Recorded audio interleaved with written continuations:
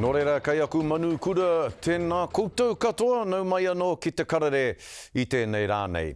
Ka tie noho tahi ana ngā iwi maha I roto I te tai ao rūmaki I te whare wānanga o Waikato kia ako ai rātou I te reo Māori.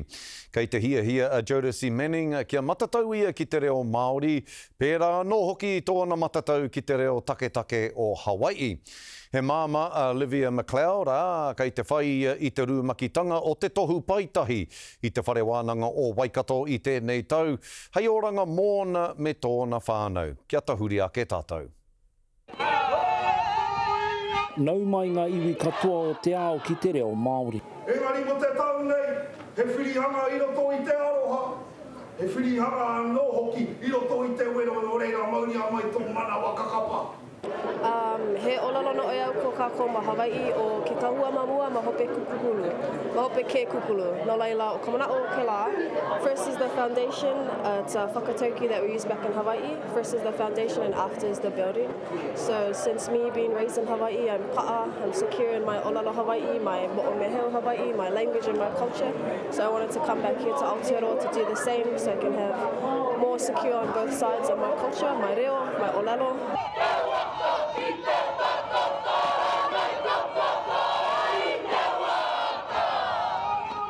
Koia tētahi o ngā tauira ko tahirau ono te kau ka whakaeke ki te whare wānanga o Waikato mō te tohu paitahi rūmaki reo Māori.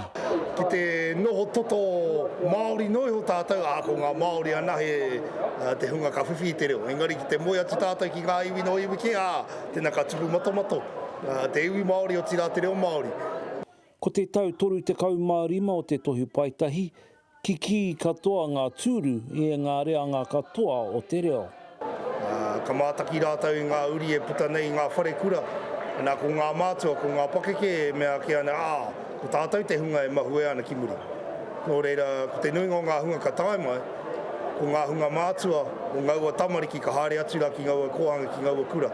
Kia kaua te reo e tupu noa ki roto I ngā whakareanga e ahu mai ana, engari kia tupu ki roto I te reo, kia tupu te reo ki roto I ngā whakareanga o naine, ara kau mātua Pākehā mai, ke kaua e ki ake ko te reo Māori te oranga o āpōpō kao, ko te reo Māori te oranga o naine. Mō te whānau Macleod no Ngāti Tamaterā ka nana ki te reo Māori. Ko Olivia Macleod ahau. No whiawhi. Kirikiri roa. But he noho ana hau ki kāpanga, ne Coromandel. We actually had I'd sort of done reo Māori papers throughout my education, and then as a whānau in Tūwharetoa in Taupo through a healthcare initiative, and then we decided to relocate to Hauraki, and our tamariki attended Te Kura Māori o Haratonga, and now they're at Te Whare Kura o Manaia, and we just want to tautoko them and embrace the reo. Aha koa no whea ka manua nui, ka manua roa ki te reo take. My reo, my ōlelo, no laila he mea nui e whapa'a I ngā ōlelo e lua I hiki a uke. So being able to come back and forth from Hawaii and Aotearoa and be pa'a, be secure in both of those languages is a big thing to move forward, but also to reconnect past to our tupunas and our kupunas. Koa katoa ngā tupuna, pōtaka maipi, te karere.